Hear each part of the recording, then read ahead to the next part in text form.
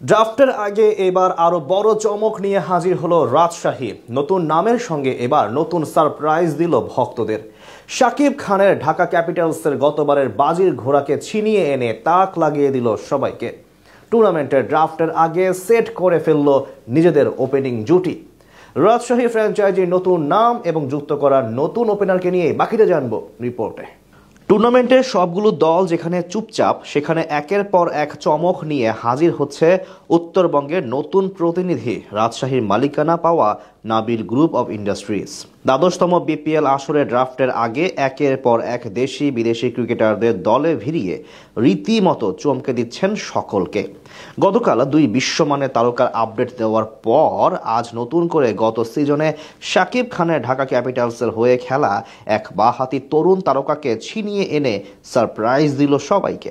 তার সাথে ভক্তদের আবদারের কথা মাথায় রেখে পরিবর্তন করলো নিজেদের নাম। গতকাল থেকে শোনা যাচ্ছিল রাজশাহী স্টার্স নামে এবার টুর্নামেন্টে অংশগ্রহণ করবে ফ্র্যাঞ্চাইজিটি, কিন্তু এই নামের প্রতি তেমন সন্তুষ্ট ছিল না দেশের ক্রিকেট ভক্তরা, যার কারণে সেটি পরিবর্তন করে নতুন করে রাজশাহী ওয়ারিয়র্স নাম সিলেক্ট করেছে তারা। অর্থাৎ 2026 মৌসুমে তাদের দেখা যাবে এই নামে মাঠ মাতাতে। এদিকে নাম পরিবর্তনের সঙ্গে সঙ্গে বড় চমক নিয়ে এসেছে তারা। এরই মধ্যে ঠিক করে ফেলেছে নিজেদের ওপেনিং জুটি। দেশীয় ক্যাটাগরিতে ড্রাফটের আগে দলে নিয়ে নিল গত সিজনের দ্বিতীয় সর্বোচ্চ রান সংগ্রাহক তানজিদ তামিমকে।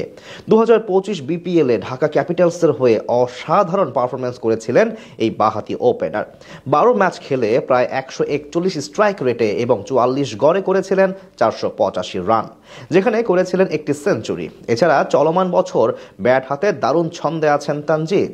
2025 সালে 24টি সংক্ষিপ্ত ফরম্যাটের ম্যাচ খেলে 711 রান এসেছে তার ব্যাট থেকে, স্ট্রাইক রেট 136.20। এছাড়া এই বছর 20 ওভারের ম্যাচে মোট 38টি ছক্কা হাঁকিয়েছেন তিনি। সদ্য শেষ হওয়া টি-20 সিরিজে ক্যারিবীয় বোলারদের বিপক্ষে প্রথম ম্যাচে 15 রানে আউট হলেও শেষ দুই ম্যাচে যথাক্রমে 61 ও 89 রানের ইনিংস খেলেছেন তিনি। সব মিলিয়ে ক্যারিবীয়দের বিপক্ষে টি-20 সিরিজের 3 ম্যাচে 55 গড়ে 165 রান এসেছিল তার ব্যাট থেকে। এমন ফর্মের তুঙ্গে থাকা তানজিদ তামিমকে আগামী বিপিএলে দেখা যাবে রাজশাহী ওয়ারিয়র্সের হয়ে মাঠ মাতাতে। এদিকে তার সঙ্গে ওপেনিং পজিশনের জন্য আনা হচ্ছে পাকিস্তানের তারকা ব্যাটার সাহিবজাদা ফারহানকে, যিনি কিনা ব্যাট হাতে অসাধারণ সময় পার করছেন।